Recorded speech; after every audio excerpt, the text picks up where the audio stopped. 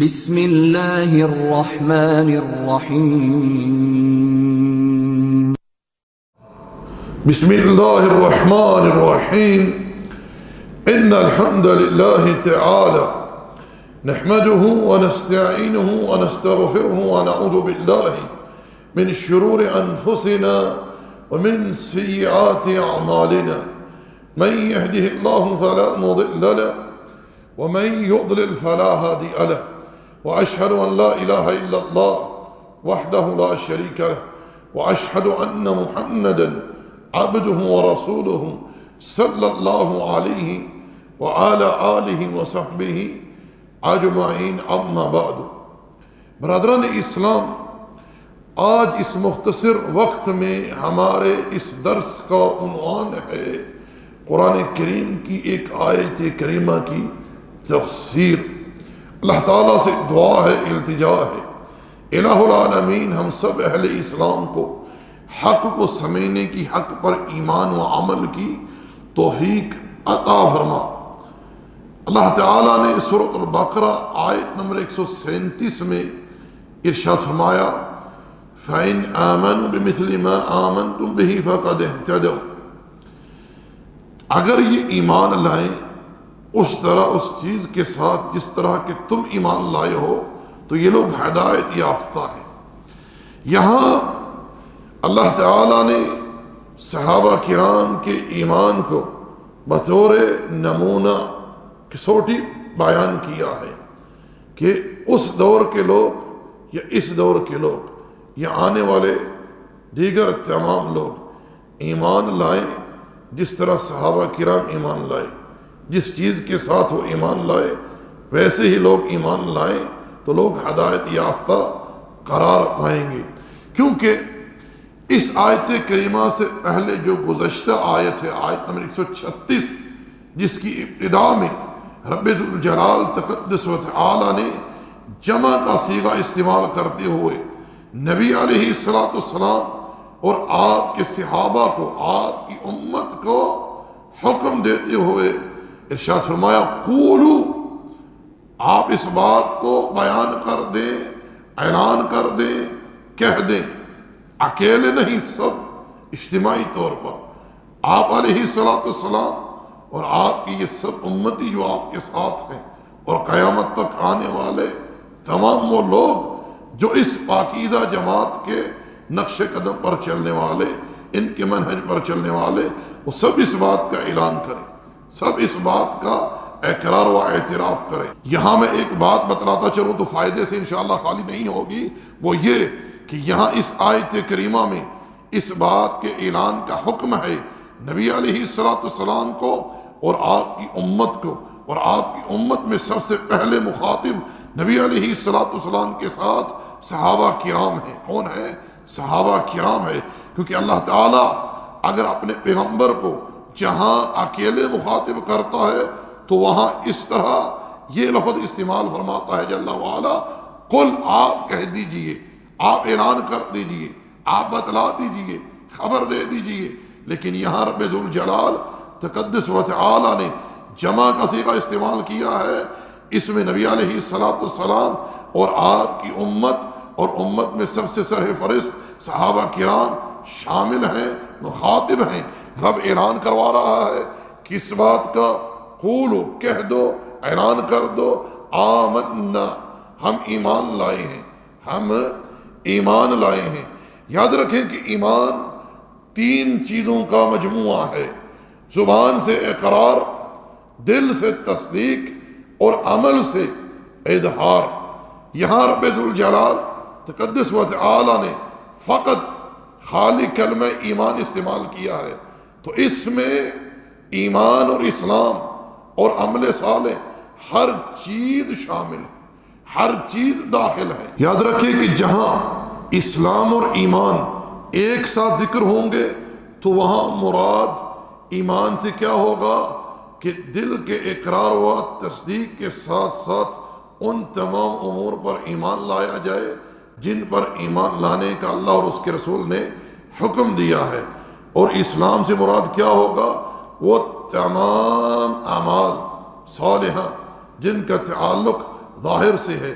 جیسا کہ حدیث جبریل میں رسول اللہ صلی اللہ علیہ وسلم سے صحابہ کی مجلس میں جناب جبریل نے سوال کیا، اخبرنی عن الاسلام، کہ مجھے بتلائیے کہ اسلام کیا ہے، تو نبی علیہ السلام نے کیا ارشاد فرمایا کہ تو اس بات کی گواہی دے، اس بات کا اقرار کر کہ اللہ کے سوا کوئی معبود برحق نہیں اور میں اللہ کا رسول ہوں، اور تو نماز قائم کر، زکوٰۃ ادا کر، رمضان کے روزے رکھ، اور اللہ تعالیٰ کے گھر کا حج کر اگر تیرے پاس استطاعت ہے۔ پھر اس نے دوسرا سوال کیا، یعنی جبریل علیہ السلام نے، اخبرنی عن الایمان، کہ مجھے بتلائیے کہ ایمان کیا ہے، تو نبی علیہ السلام نے اس وقت جناب جبریل علیہ السلام کو ایمان کے 6 ارکان بتلائے کہ تو ایمان اللہ پر، اس کے فرشتوں پر، اور اس کی کتابوں پر جو اس نے نازل کی ہیں، اور انبیاء پر، اور تقدیر پر، اور یوم آخرت پر۔ یہ 6 ارکان آپ علیہ السلام نے جناب جبریل علیہ السلام کو اس وقت بتلائے۔ تو پتہ کیا چلا کہ جہاں رب ذوالجلال تقدس و تعالی خالی ایمان کا ذکر فرماتا ہے تو وہاں مراد کیا ہوتا ہے کہ تمام باطنی ظاہری جتنی امور ہیں سب اس میں مشتمل ہیں، شامل ہیں۔ پاسے میں نے چاہے وہ دل کے اقرار یا تصدیق کا نام ہے یا عمل کے اظہار کا نام ہے، سب ایمان میں داخل ہیں۔ اسی طرح جہاں رب ذوالجلال تقدس و تعالی اکیلا اسلام کا ذکر کرتا ہے تو اس میں ایمان و اسلام اور عمل صالح ساری چیزیں مشتمل ہیں، شامل ہیں۔ جیسا کہ رب ذوالجلال تقدس و تعالی نے ایک جگہ ارشاد فرمایا، ان دین عند اللہ الاسلام، اللہ تعالیٰ کے نزدیک پسندیدہ مقبول شدہ دین اسلام ہے۔ اب یہاں اسلام میں مراد ایمان، اسلام اور عمل صالح ہر چیز شامل ہے، ہر چیز کو یہ کلمہ اسلام جو ہے یہ مشتمل ہے۔ چنانچہ اللہ جل وعلا نے اس آیت کریمہ میں نبی کریم صلی اللہ علیہ وسلم اور آپ کے صحابہ کرام اور دیگر آنے والے تمام اہل اسلام کو اس بات کا حکم دیا ہے کہ تم اجتماعی طور پر ایک ہاتھ ہو کر ایک پلیٹ فارم سے اپنے عقیدہ و منہج کا اقرار، اعتراف اور اظہار کرو کہ ہم ایمان لائے، کس پر؟ اللہ پر۔ یاد رکھیں کہ اللہ تعالیٰ پر ایمان لانا یہ 4 چیزوں کو مشتمل ہے۔ اللہ تعالیٰ کی وحدانیت پر ایمان لانا، اللہ تعالیٰ کی ذات اقدس پر ایمان لانا، اس کے موجود ہونے پر ایمان لانا کہ وہ جل وعلا موجود ہے، احد ہے، الصمد ہے، لم یلد ولم یولد ہے، تقدس و تعالی۔ دوسری چیز ہے رب ذوالجلال تقدس و تعالی کی ربوبیت پر ایمان لانا، اور اللہ تعالیٰ کی ربوبیت پر ایمان لانا یہ 4 چیزوں کو مشتمل ہے۔ اللہ تعالیٰ اس کائنات کا خالق ہے، اس کے سوا کوئی خالق نہیں۔ اللہ تعالیٰ اس کائنات کا مالک ہے، اس کے سوا کوئی مالک نہیں، ہر چیز اسی ہی کی ملکیت ہے۔ البتہ اللہ تعالیٰ نے اپنی مشیت سے، اپنی خلق میں سے مخلوقات کو کسی چیز کی ملکیت اگر عطا کی تو وہ ٹمپریری، عارضی اور محدود، انسان کی وفات کے ساتھ ساتھ اس کی ملکیت بھی ختم ہو گئی، لیکن اللہ تعالیٰ کی جو ملکیت ہے وہ ابدی ہے اور ابدی رہے گی، تھی اور رہے گی، جس کی کوئی ابتدا نہیں، جس کی کوئی انتہا نہیں۔ اسی طرح اللہ تعالیٰ کی ربوبیت پر ایمان لانے کو جو تیسری چیز مشتمل ہے وہ ہے رزق، کہ اللہ تعالیٰ اس کائنات کا رازق ہے، پوری مخلوق کو وہی رزق عطا کر رہا ہے، وہ اپنی خلق کو ان کی طلب، ان کی مقدار اور انواع کے مطابق رزق ان کے ٹھکانوں میں مہیا کرتا ہے جل وعلا۔ چوتھی چیز ہے الامر، تدبیر۔ اللہ تعالیٰ نے ارشاد فرمایا الا لہ الخلق والامر، وہی ہر چیز کا خالق ہے، ہر شے اسی ہی کی مخلوق ہے، اسی کا حکم اترتا اور قائم ہوتا ہے، وہی جل وعلا اس کائنات کی تدبیر فرماتا ہے، معاملات بناتا ہے، تقدس و تعالی۔ اسی طرح اللہ تعالیٰ پر ایمان لانے کو جو تیسری چیز مشتمل ہے وہ ہے رب ذوالجلال کی الوہیت پر ایمان لانا کہ اللہ تعالیٰ اس کائنات کا معبود برحق ہے، وہی جل وعلا ہر قسم کی عبادت کا مستحق ہے تقدس و تعالی۔ اسی طرح ایمان باللہ کو جو چوتھی چیز مشتمل ہے وہ ہے اللہ تعالیٰ کے اسماء و صفات پر ایمان لایا جائے کہ رب ذوالجلال تقدس و تعالی نے جو اسماء و صفات ہمیں بتلائے ہیں قرآن میں یا ہمیں، وہ رب ذوالجلال کے لیے خاص اور مختص ہیں، اور ان میں کسی قسم کی تعطیل نہ ہو، تشبیہ نہ ہو، تحریف نہ ہو، اور کسی قسم کا انکار نہ ہو، بات سمیرے، اور اللہ تعالیٰ ہی کے لیے انہیں خاص کیا جائے۔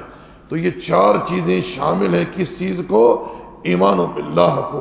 چنانچہ اللہ جل وعلا نے اس آیت کریمہ میں اپنے پیغمبر اور آپ کی امت اور امت میں سب سے سرفہرست کن کو؟ صحابہ کرام کو اس بات کا حکم دیا ہے کہ آپ سب لوگ اپنے عقیدہ، اپنے منہج، اپنے ایمان سے لوگوں کو آگاہ کر دیجئے کہ ہم ایمان لائیں کس پر؟ اللہ پر۔ اور اللہ پر ایمان کس طرح لانا ہے؟ میں نے آپ احباب کو بتلایا ہے کہ رب ذوالجلال پر ایمان لانا یہ چار چیزوں کو مشتمل ہے، یہ چار چیزوں کو مشتمل ہے۔ آگے کیا ارشاد فرمایا؟ وَمَا أُنزِلَ إِلَيْنَا، اور جو کچھ اتارا گیا ہے ہماری طرف، یعنی یہ قرآن اور اس قرآن کا بیان یعنی احادیث رسول اللہ صلی اللہ علیہ وسلم، کیونکہ بغیر احادیث کے نہ کوئی قرآن کو سمجھ سکتا ہے اور نہ ہی کوئی قرآن پر عمل کر سکتا ہے۔ رب ذوالجلال تقدس و تعالی قرآن میں اپنے بندوں کو کسی شے کا حکم دیتا ہے کرنے کا یا چھوڑنے کا، لیکن اس چیز کا پریکٹیکل کہاں بتلاتا ہے؟ اپنے پیغمبر کی احادیث میں کہ اس طرح کرنا ہے، اس طرح چھوڑنا ہے۔ اب جب کہ احادیث پر اگر کوئی ایمان نہ لائے، احادیث کی تصدیق نہ کرے، احادیث کو چھوڑے، تو وہ کیسے قرآن کے حکم پر عمل کر سکتا ہے، اللہ تعالیٰ کے حکم کو سمجھ سکتا ہے؟ تو یہاں پتہ کیا چلا کہ اہل ایمان ایمان لاتے ہیں کس پر؟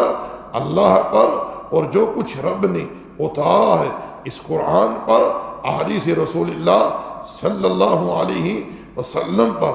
آگے فرمایا وَمَا أُنزِلَ إِلَىٰ إِبْرَاهِيمَ وَإِسْمَاعِيلَ وَإِسْحَاقَ وَيَعْقُوبَ وَالْأَسْبَاطِ وَمَا أُوتِيَ مُوسَىٰ وَعِيسَىٰ وَمَا أُوتِيَ النَّبِيُّونَ مِن رَبِّهِمْ، کہ جو کچھ اتارا گیا ابراہیم کی طرف، اسماعیل کی طرف، اسحاق کی طرف، یعقوب کی طرف، اس کی اولاد کی طرف، جو دیا گیا موسیٰ کو یعنی تورات، عیسیٰ کو یعنی انجیل، اور دیگر تمام انبیاء علیہ السلام کو جو کچھ رب کی طرف سے عطا کیا گیا، اہل اسلام، اہل ایمان سب پر ایمان لاتے ہیں۔ چنانچہ آگے اللہ جل وعلا نے کیا ارشاد فرمایا؟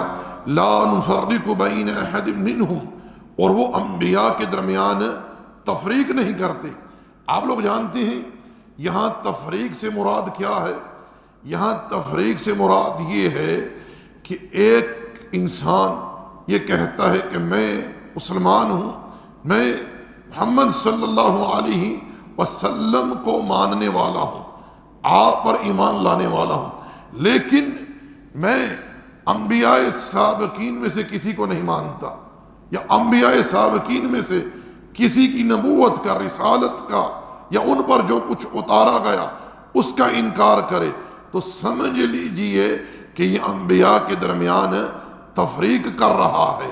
اہل اسلام، اہل توحید، اہل ایمان، امت محمد صلی اللہ علیہ وسلم بغیر کسی تفریق کے رسول اللہ صلی اللہ علیہ وسلم پر اور انبیاء سابقین پر ایمان لاتے ہیں۔ جو کچھ نازل کیا گیا ان کی طرف، ان کے رب کی جانب سے، سب پر ایمان لاتے ہیں بغیر کسی تفریق کے۔ یاد رکھیں کہ اگر ایک انسان تمام انبیاء پر ایمان لاتا ہے مگر وہ انبیاء میں سے کسی ایک نبی کی نبوت کا انکار کر دے، یاد رکھیں کہ یہ سب انبیاء کا انکار کرنے والا ہے۔ اللہ تعالیٰ نے امم سابقہ، اقوام سابقہ کے متعلق کیا ارشاد فرمایا؟ اگر کسی ایک قوم نے ایک نبی کو جھٹلایا نبی کی تکذیب کی تو رب نے فرمایا کہ اس نبی کی قوم نے تمام مرسلین کا انکار کیا۔ مثال کے طور پر جیسا کہ رب ذوالجلال تقدس و تعالی نے قوم صالح کے متعلق کیا ارشاد فرمایا، کذب اصحاب الحجر المرسلین۔ اصحاب الحجر سے یہاں مراد کیا کون سی قوم ہے؟ قوم ثمود، کہ انہوں نے رسولوں کا انکار کیا، رسولوں کو جھٹلایا۔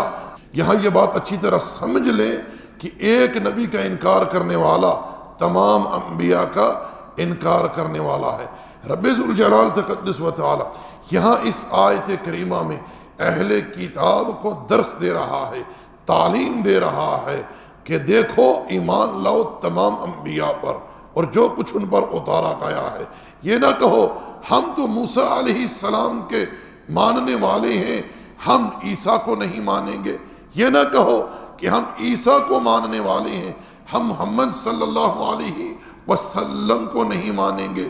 جو بندہ عیسیٰ پر صحیح کما حقہ ایمان لانے والا ہے، وہ عیسیٰ سے قبل جتنے انبیاء آئے ہیں سب پر ایمان لائے گا، سب کی نبوت کو، رسالت کو تسلیم کرے گا، اور بعد میں جو محمد رسول اللہ صلی اللہ علیہ وسلم تشریف لائے ہیں یعنی عیسیٰ کے بعد ان پر بھی ایمان لائے گا، ان کی تصدیق کرے گا اور ان کی اتباع کرے گا، کیونکہ انبیاء سابقین پر ایمان لانا واجب ہے، یہ فرض ہے، لیکن اتباع کے معاملے میں وہ امام الانبیاء علیہ السلام کی اتباع کی جائے گی۔ البتہ جو چیزیں، جو امور، جو اعمال انبیاء سابقین اور نبی علیہ السلام کے درمیان یکساں ایک ہے، ان معاملات میں سب کی اتباع کی جائے گی۔ جیسے کہ عقیدہ توحید ہے، کلمہ توحید لا الہ الا اللہ ہے، یہ وہ دعوت ہے، یہ وہ کلمہ ہے جو تمام انبیاء علیہ السلام کے درمیان ایک ہے، یہ سب کی دعوت کی اساس ہے۔ جیسا کہ اللہ جل وعلا نے قرآن کریم میں ارشاد فرمایا، اِنَّا أَوْحَيْنَا إِلَيْكَ كَمَا أَوْحَيْنَا إِلَى نُوحٍ وَالنَّبِيِّينَ مِن بَعْدِهِ، کہ ہم آپ کی طرف وحی کر رہے ہیں جس طرح کہ ہم نے آپ سے پہلے نوح علیہ السلام کی طرف وحی کی اور ان کے بعد آنے والے انبیاء کی طرف وحی کی، اور وحی کیا ہے؟ لا الہ الا اللہ وما ارسلنا من قبلک من رسول الا نوحی الیہ انہ لا الہ الا انا فاعبدون۔ یہ کلمہ توحید کی وحی رب ذوالجلال نے تمام انبیاء پر کی، تمام انبیاء کی اساسی بنیادی یہ ایک ہی دعوت رہی ہے، کیا؟ قولوا لا الہ الا اللہ، لا الہ الا اللہ کا اقرار و اعتراف کر لو، کامیاب ہو جاؤ گے۔ تو اللہ تعالیٰ نے یہاں اہل اسلام کو، اہل ایمان کو اس بات کا حکم دیا ہے کہ آپ لوگ اپنے ایمان سے، اپنے عقیدے سے، اپنے اعمال سے لوگوں کو آگاہ کریں کہ ہم ایمان لاتے ہیں اللہ پر، اور جو کچھ رب نے ہماری طرف اتارا ہے اور جو کچھ انبیاء سابقین پر اتارا ہے، اور ہم کسی کے درمیان کوئی تفریق نہیں کرتے، اور ہم اپنے رب کے فرما بردار ہیں۔ آگے فرمایا وَنَحْنُ لَهُ مُسْلِمُونَ، اور ہم اپنے رب کے فرما بردار ہیں۔ اس آیت کریمہ میں اللہ جل وعلا نے نبی علیہ السلام اور آپ کی امت کو اس بات کا حکم دیا ہے کہ آپ سب اجتماعی طور پر اپنے منہج سے، عقیدے سے، دین سے لوگوں کو آگاہ کر دیں کہ ہم ایمان لاتے ہیں کس پر؟ اللہ پر، اور جو کچھ ہمارے رب نے ہماری طرف اتارا ہے قرآن و سنت پر، احادیث پر ہم ایمان لاتے ہیں، اور ہم ایمان لاتے ہیں دیگر انبیاء سابقین پر، اور جو کچھ ان کی طرف اتارا گیا سب پر ایمان لاتے ہیں بغیر کسی تفریق کے۔ ہم انبیاء میں سے کسی کے درمیان کوئی تفریق نہیں کرتے، سب پر ایمان لاتے ہیں بغیر کسی تفریق کے، اور ہم اپنے رب کے فرما بردار ہیں۔ چنانچہ آگے اللہ تعالیٰ نے اہل کتاب کو اور دیگر تمام لوگوں کو اس بات کا حکم دیا، فَإِنْ آمَنُوا بِمِثْلِ مَا آمَنْتُمْ بِهِ فَقَدْ اهْتَدَوْا، ایمان لاؤ اس طرح لاؤ جس طرح یہ لوگ یعنی میرے پیغمبر کی امتی صحابہ کرام ایمان لائے ہیں، جس چیز کے ساتھ جیسے ایمان لائے ہیں اس طرح ایمان لاؤ گے تو ہدایت یافتہ ہو، ہدایت پر ہو، کامیاب ہو جاؤ گے۔ تو یہاں ایک بات اور بھی کھل کر ہمارے سامنے آئی کہ اللہ تعالیٰ نے صحابہ کے ایمان کو لوگوں کے لیے نمونہ بتلایا ہے، کیونکہ سب سے پہلے یہ اعلان کس سے کروایا جا رہا ہے؟ نبی علیہ السلام سے اور آپ کے صحابہ کرام سے۔ اب اگر کوئی صحابہ کے ایمان کے کوئی خلاف کچھ کہے یا صحابہ کے بارے میں اس طرح کی بدعقیدگی رکھے کہ نبی علیہ السلام کی وفات کے بعد صحابہ معاذ اللہ دین سے پھر گئے، تو پھر اس آیت پر کیسے عمل ہوگا؟ کیونکہ یہ خطاب ہے نبی علیہ السلام سے اور آپ کے ساتھ اس وقت جو لوگ ایمان لائے ان سے، اور دیگر تمام آنے والے اہل اسلام سے، اہل توحید سے، اہل ایمان سے۔ ما علینا الا البلاغ۔ صلی اللہ علی نبی محمد وعلی آلہ وصحبہ اجمعین۔